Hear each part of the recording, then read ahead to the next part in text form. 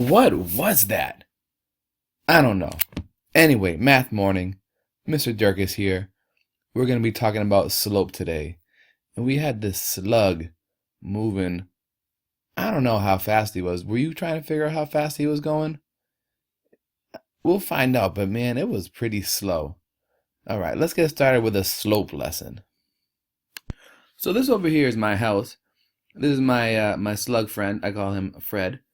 So I was watching him one day. He started at my house and he just moved along this way. And luckily he left this green slimy trail behind him.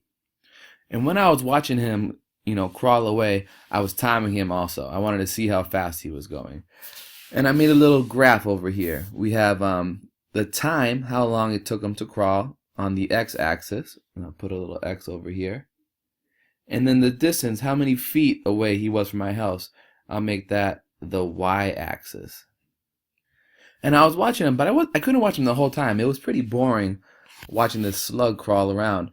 So I got 2 data points. There was 4 minutes went by, and I noticed that he went how many feet away? 1, 2, it was 3 feet away. So I put this point right here. And then again, I checked up on Fred at 9 minutes, and he was 7 feet away from me. He was 7 feet away. So I have these 2 points, and I can actually use a coordinate for them. So this point right here is 4, 3, and this point over here is 9, 7. 9, 7. After I took these 2 data points, I looked at his slimy trail, and I said, all right, my first data point, it took 4 minutes and it was 3 feet away. So I measured it out, and let's say this was right here. That was 3 feet. All right, so this is my house, 3 feet away. This was where Fred was. And how long did that take? That took him, well, this whole thing right here, that was 4 minutes. And then, I don't know, did I fall asleep? Was I playing with a cat?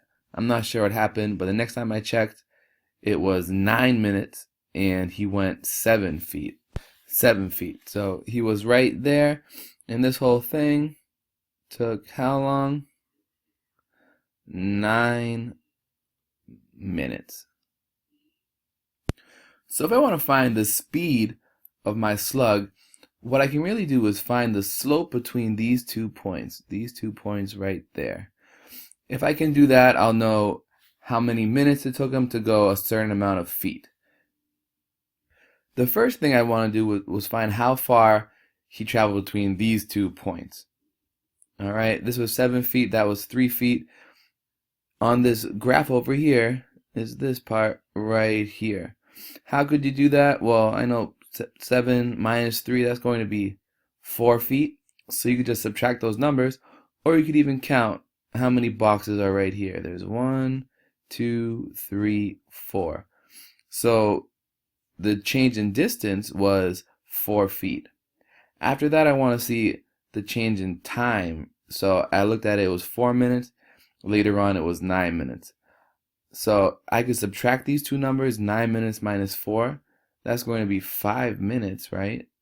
Or I can look at this graph over here. Look at the x value, so 9 minus 4 is 5. Or I can just count the boxes. We got 1, 2, 3, 4, 5. So the change in x, or the change in time, is 5 minutes. So let's formalize this definition of what I was just talking about, the definition of slope. So the 2 points I had, 4, 3, and 9, 7. I'm just going to write those over here. I had point 4, 3, and 9, 7. The first thing I did, I found the change in distance.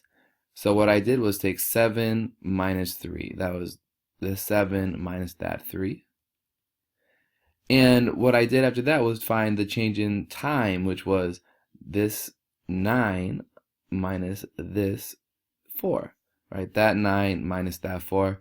And I make that a fraction. I put that at the bottom, 9 minus 4. And we call this rise over run. So rise, that means up or down. So that was 4, that's going up and down right here. The bottom is run, that means left or right. So the run is right here, this 5, left to right. If I simplify this, 7 minus 3, that equals 4. 9 minus 4, that equals 5. And it was 4, this is 4 feet. So I have 4 feet. And the bottom was time, that's 5 minutes. So my slope, or the rate of change for this slug, was 4 feet for every 5 minutes. And when we're talking about slope, we can get rid of the units and just say 4 over 5. And when you see slope, you're going to see this letter right here all the time, m. M is slope.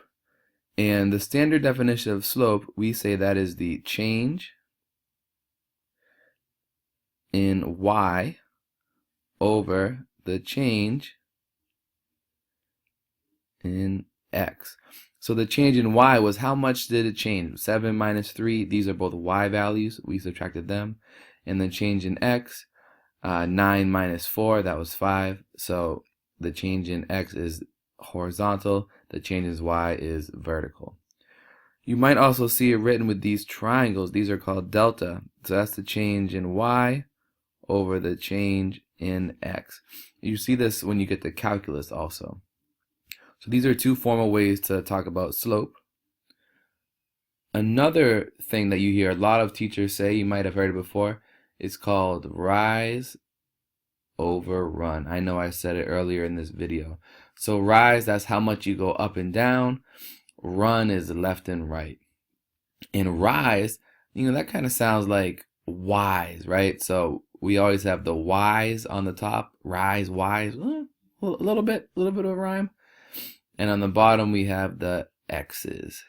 So these are all ways to describe slope. The super formal fancy definition is this right here. M, that's slope, equals y2 minus y1 divided by x2 minus x1. This is a formula. You get this on the MCAS. You don't need to memorize it right now. I just want to show you this is the super formal fancy definition of slope. Alright, now we're going to try some problems. Alright, so we just found slope from a graph. Sometimes you might be given 2 points and they ask you to find the slope. You could put it on a graph and do all that counting, or you can use this formula we were just talking about. So we're going to do that right now. So we have 2 points. The first thing you always want to do is say which point is point 1 and which point is point 2. I'm going to call this one over here point 1. So I can label this x1 and then y1. This is my second point. I'll call this x2, y2. These little numbers next to the letters just tells me what point it is. If it has a 1 next to it, it's for point 1. If it has a 2 next to it, it's for point 2. Then I take this formula over here. M equals y2. So y2, that's right here, that's 4. Minus y1. So minus y1, that's 16. So I put that right there. Then it's divided. x2 minus x1. So x2 is negative 20 minus x1 is 12. Now I have that, I just need to simplify. 4 minus 16, that's negative 12. Negative 20 minus 12, that's going to be negative 32.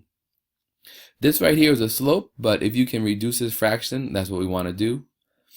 I know that negative divided by a negative will be positive. Now I need to think about what's the biggest number I can divide into 12 and 32.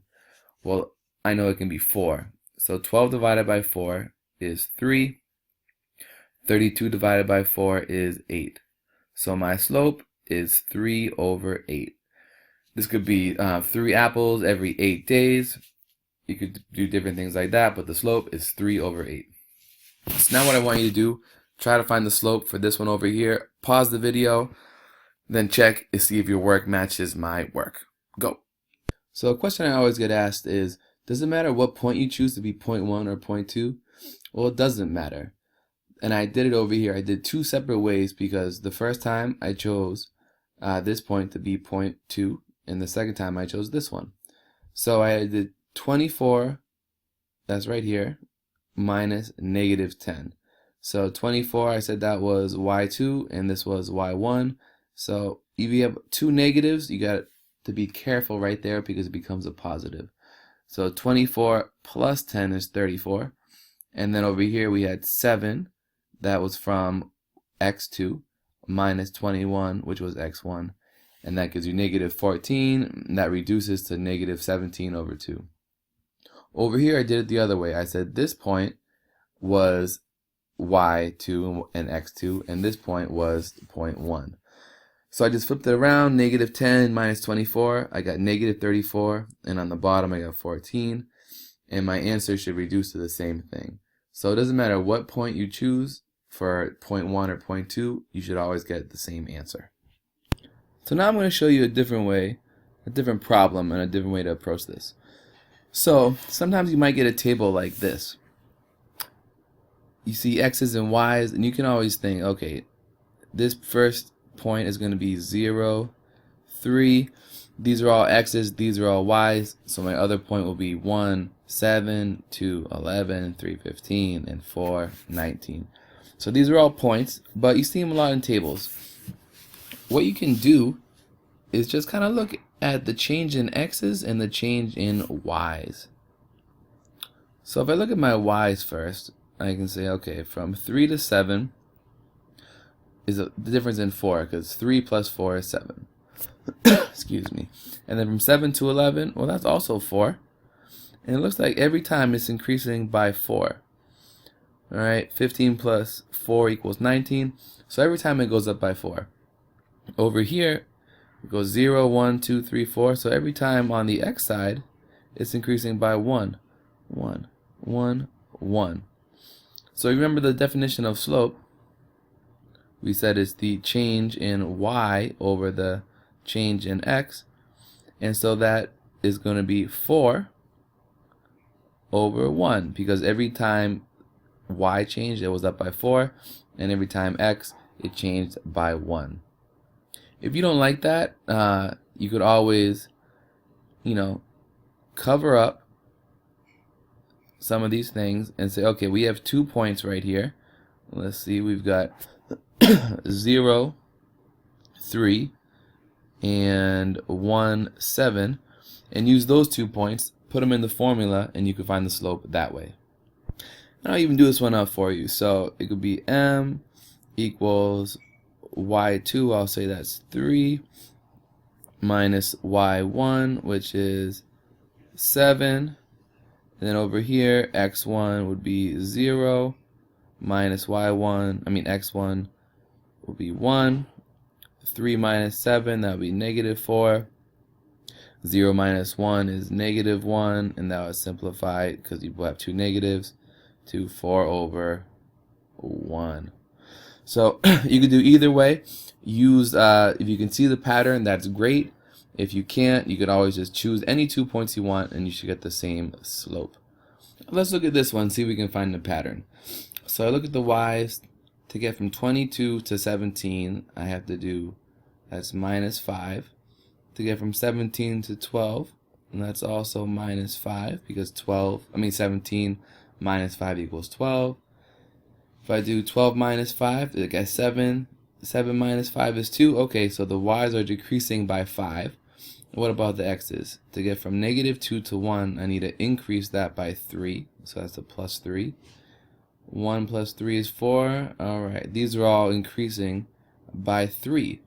So if slope equals the change in y over the change in x, I know the change in y is negative 5, and the change in x, I said negative 5, and the change in x is going to be 3. So my slope is negative 5 over 3.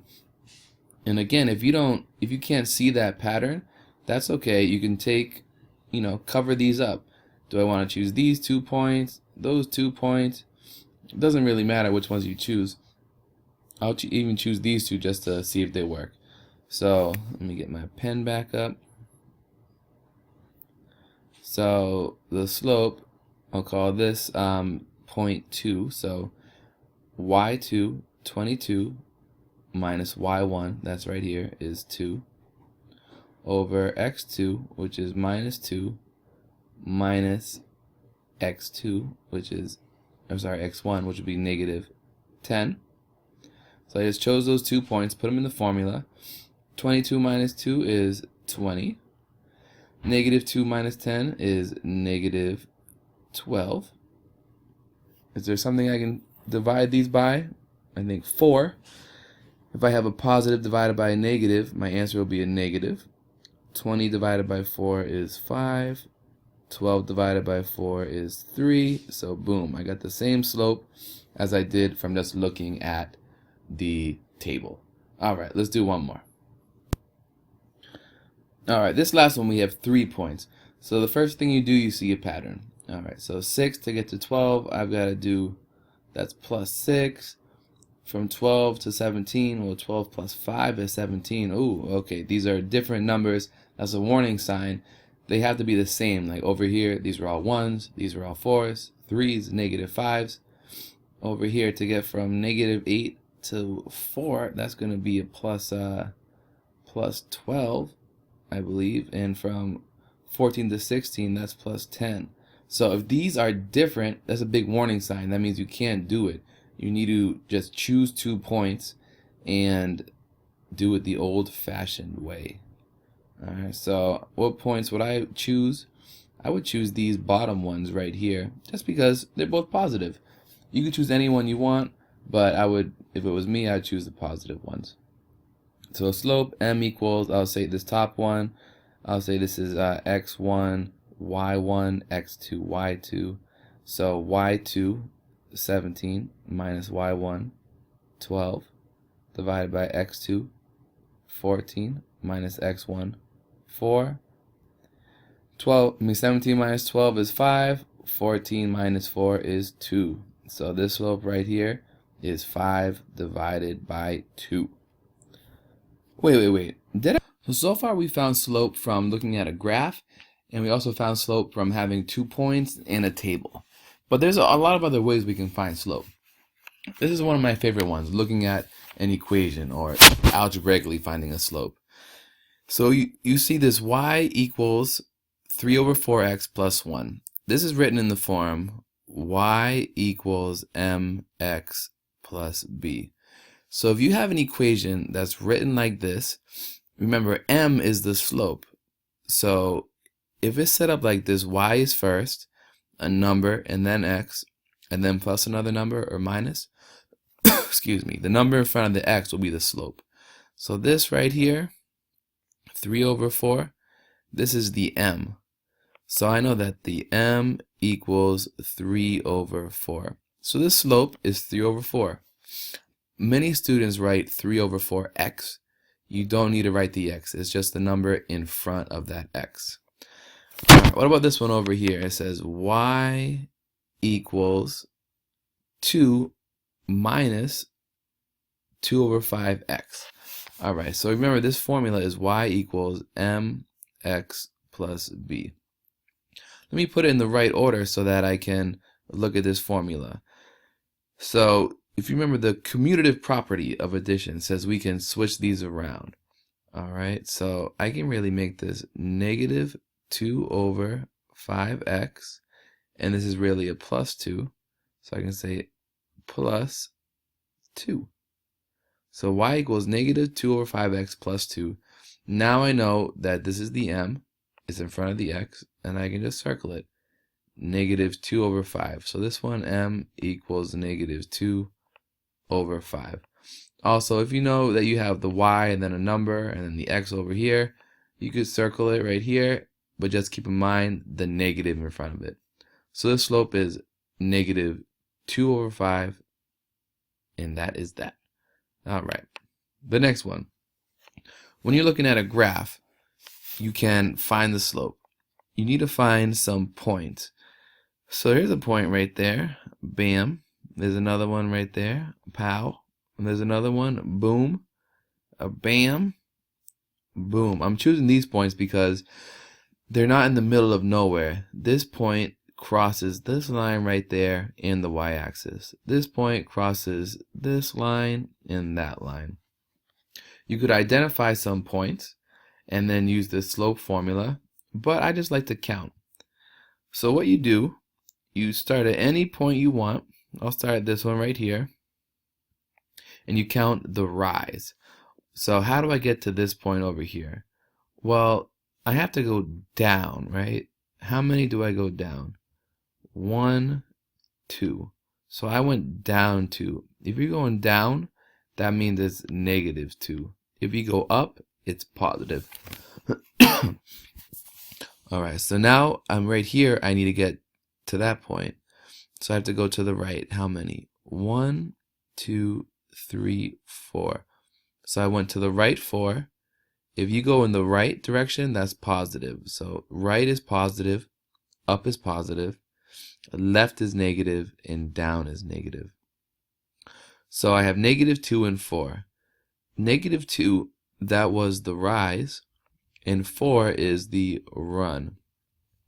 So if slope equals, this is one of the definitions, rise over run, I know that this slope is going to be -2 over 4, which simplifies to -1/2. Can I choose that's right? Of course. So if I choose any point, let me choose this one now. It says I have to go down 1 and then to the right 2. So if I go down 1 and to the right 2, I should be back on the line. Down 1, right 2, down 1, right 2, down 1, right 2. I'm always on the line, so that means I did it correctly. So this one over here, I'll do the same thing. I'll choose a point that I can tell what the coordinate is. Excuse me. So if I choose, let's see, this point right here. This looks like it's x is going to be 0 and y would be -3, right? So it intersects this line and the y-axis. This point right here is also on this line. This would be 1, 1. It crosses the x equals 1 and y equals 1. So I just count. I start here. I go up 1, 2, 3, 4. So I went up 4. That's my rise. And then I go over 1 to the right. So my run is 1, 1. So if slope equals rise over run, that says rise, I know it should be 4 over 1. Let me check, is that right? I go up 1, 2, 3, 4, and to the right 1. Perfect. So this slope is 4 over 1. And if I took these points, I plugged them into this formula up here, I would get the same slope. So I'm also going to ask you to find slopes verbally. You might see some phrases and you need to get a slope from there. So this one, Bob has 40 Skittles. He eats 5 Skittles every 3 minutes. So this is on a graph, right? Normally you have time for the x, and then you have whatever is over here, so Skittles. I was right, S. So if he starts with 40, and every 3 minutes he eats 5, right? You know he's going to get fewer and fewer Skittles. As time goes on, he's going to get less and less and less. So if he started with 40, and he ends with 0, right? That would be over here. He's actually eating 5, but that can represent that by -5, because he's not gaining, he's losing these Skittles. So this slope is going to be, we normally put time on the bottom, right? Change in y is on the top. So if he eats 5 every minute, that's actually going to be a -5, and we'll say Skittles. Over time, that was for 3 minutes. So this slope we could simplify without the units to -5 over 3. So this situation, if someone was losing something, it would be a negative slope. This one over here, Sarah runs 3 miles every 24 minutes. If I had a graph, right, and this was time over here, and this would be distance, she would she already has 5 miles, so she might start like right around there, and then every 24 minutes she's gonna go up by 3, right? So that was 5, and this was 8. She would go up 3, and that'll take about 24 minutes. So that was 24 minutes. So if you have a positive slope, it's going up. I know that it should be positive numbers. So m is going to be the distance on the top, which is the y, so 3 miles. And time we put on the bottom, that's 24 minutes. This can be simplified. They can both be divided by 3, so we can have 1 over 3. Oops, sorry, 1 over 8. So this slope is 1 over 8. All right, so this last one, I want you to be able to look at a graph and quickly tell me, is it positive, negative, a 0, or undefined slope? So if you remember from the last video, if we have something that looks like it's going downhill, the mountain climber is going downhill from left to right, we call that a negative slope. That is negative. If someone's going uphill, climbing up from left to right, that's going to be a positive slope. And you could always, plug in numbers in here and find it out that way, but just by looking at it, if it's going downhill, negative. If it's going uphill, positive. We have some special case ones over here. This one, if we were really trying to find this slope, let me choose 2 points, right? This one right here, that's going to be 2, 4. And if I chose this point right here, that's going to be 1, 2, 3, 4, 5, 6. That is 6, 4. So if I find this slope, all right, m equals y2, I'll call that one y2, 4 minus y1 is also 4, x2, 6 minus 2, I'm going to get 0 over 4. If you have 0 on the top, you know that your slope is going to be 0. So if you ever have a horizontal line from left to right, no matter what points you choose, you're going to have a 0 on the top. So this one, the slope is always 0. Horizontal lines give you a 0 slope. Now what about a vertical line?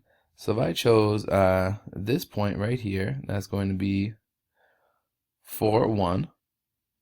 And the point right above it, that would be 4, 2. So if I put that into that formula, m equals, I'll call this one y2. So you have 2 minus 1, and on the bottom, 4 minus 4. Now I have 1 over 0. When you have 0 on the bottom, that means it is undefined. You are not allowed to have zeros on the bottom right now in math. So this slope is undefined. So if you ever see a vertical line going up and down, that is going to be an undefined slope. I want to show you a quick way. It might help you, it might not. I just like this guy, so I'm going to pull him up. Bam. I'll call this guy Mr. Slope Face. Let me bring him up to the front. Order, bring to the front. That works? Okay. There's Mr. Slope Face. This might help you remember these. So if he has this eye right here.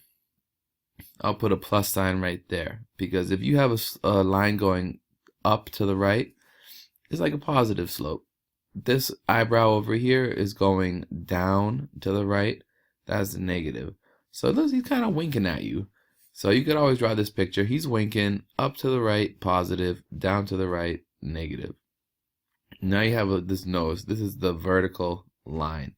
He needs some nostrils, so I put something like that. This is like a U. That's for undefined. And lastly, here's his horizontal mouth going left to right. And he needs to smile. He needs some dimples. So I'll put those right there. That stands for 0, right? You have these 2 zeros with this horizontal line. So this is Mr. Slopeface. He's my friend. That's pretty much it. Slope is a really important skill that you guys need to master. It's one of the big ideas of Algebra 1. So this one, you gotta make sure we practice a lot. If you have questions, let me know. Try the additional exercises that I mentioned on the website. That's it for now. And again, I say it every time. The 20 seconds is magic. Good luck on the mastery test. Objective out. And just one more thing before I go. There are so many real-life examples of slopes. Over here we have a downward hill. You might see these signs all the time. If you're going downhill, trucks need to be careful. Riding a bike up a mountain, and we have a cat on a real steep roof over here. So there's so many examples in the real world about slopes. There's physical things, and also different rates. You know, how fast someone eats Skittles, how fast water goes down a drain, how many home runs someone hits every couple games. So there's so many real world examples. This is a thing that can really help you out in life if you really master this skill. So dark us out one more time.